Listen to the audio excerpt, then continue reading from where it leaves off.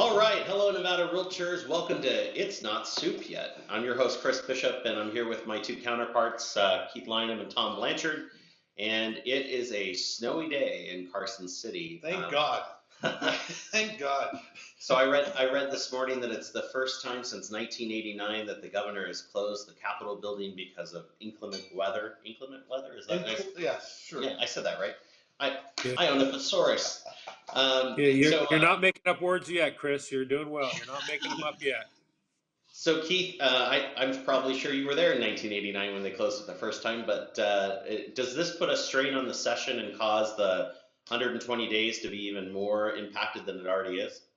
Yeah, I mean it's 120 days is a crunch to begin with, and now you're taking days away, and because they still count.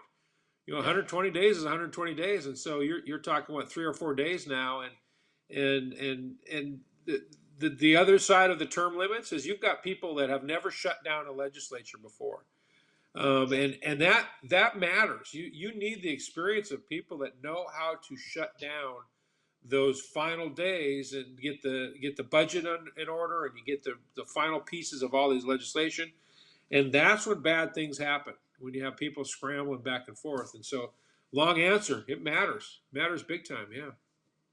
Well, Tom, you noticed that we have several bills that have come out, and these two apply on the advocate for HOAs, and so homeowners associations. I'm just glad to see the HOA in their sites versus landlord-tenant laws. So let's get on. What kind of HOA bills have they drafted? Well, the first one, SB 174, I can understand the premise behind this. A lot of association management companies end up as bill collectors when owners aren't paying their bills, and so this bill would eliminate the exemption that a community manager would have to have a collection agency license.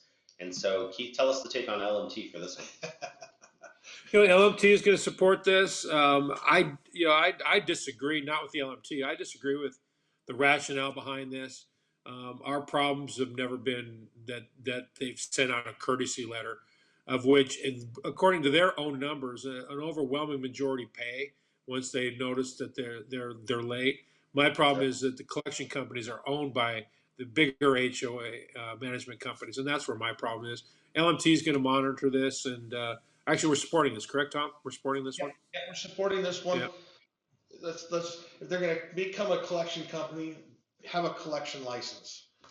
Simple as that. Makes sense, and if it passes, it would become effective October 1st, so pay your HOA bill now before it's too late.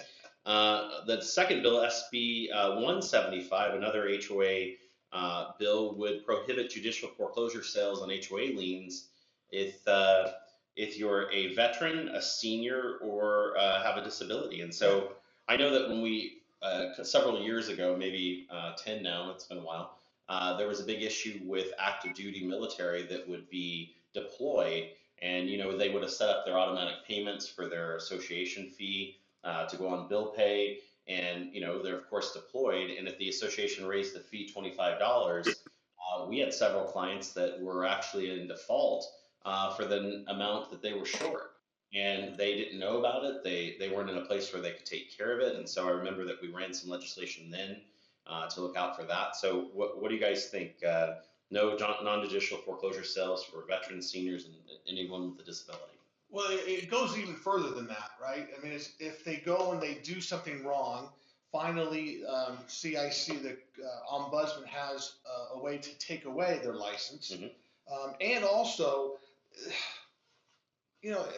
I don't know why we have to have this, but if a gate or a wall is in disrepair and the HOA knows about it and they don't fix it, they can get in trouble again for not being responsive enough, and it takes away the 80% of people to get rid of an HOA down to 60%. So, the HOAs, they got to start acting like normal people and not being so Gestapo-ish, and that's mostly because of the people they have that are in the HOA, those homeowners that get a little bit of power and go crazy. Wait. Have you ever been president of an HOA? I am right now. I just wanted to put that out there, full disclosure. Just letting our viewers know that you too can reach that level. Chris, it's actually a few years ago, we had an HOA that foreclosed on an active duty member. And there's already federal legislation that prohibits that from the bank side of things. Well, this HOA overstepped its bounds and foreclosed on it, and then didn't file things properly. Long story short, we not only unrung that bell, but the tune of several tens of thousands of dollars were fined. This HOA management company was fined because it was cheaper to pay this active duty. He literally was in, I believe it was Afghanistan. He was literally over there and taking bullets, and they foreclosed on him and then didn't file things. So it's people think about it. It's not that good. Having said that, I don't know that this one's going to go anywhere because there's already federal protections and other things. So, yeah, I think the takeaway from that is don't ever let Tom Blanchard back in as president of an HOA, and we're probably going to be okay with most things. I don't know. I think that's an amendment that's going to come out next. We're going to throw that one in, the Blanchard amendment. Sounds like a neighborhood I would want to farm. There'd be a lot of turnover. Right? So last thing, the short week for the Advocate, but last thing, we have another champion spotlight for Sandra Howdegi, who is an amazing leader as a realtor champion. She works in the title industry, and she's introducing, I think it says 8 bills so far, yep.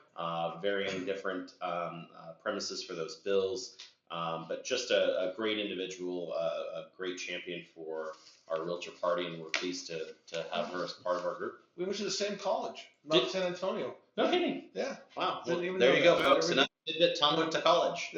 Boy, I thought she had an academic background, but yeah, that's here's the crazy. Gloss right over that. And we've talked about the realtor party before, and we're all very proud of our individual input into that program. But here's why it matters. I mean, Assemblywoman Howdegi is the majority leader. And I've said this before. She decides which bills come off the desk. She decides which bills don't come off the desk. She decides which bills get a hearing and everything else. And to have a realtor champion in that position is unspeakably huge. And so I'm really proud of her, her progression through the leadership, but really proud of our realtor champion because of those kinds of things. That to put her in that position, and she's going to carry our bill. She's got a number of our bills that are coming out. Yep. So a great person to have in our corner. Well, guys, thank you for your time this week. Just want to bring everyone's attention one last time to the right side of the Advocate for everyone that has made their political survival fund pledge or already paid their political survival fund investment. If you have an interest in doing so, we ask that you reach out as soon as possible so that we can get your name on this list. And again, remember, no matter how good it gets, no matter how bad it gets, no matter how much it snows, it's not soup yet. I can hear it boiling. It's starting to boil. All right. See you later. Good stuff.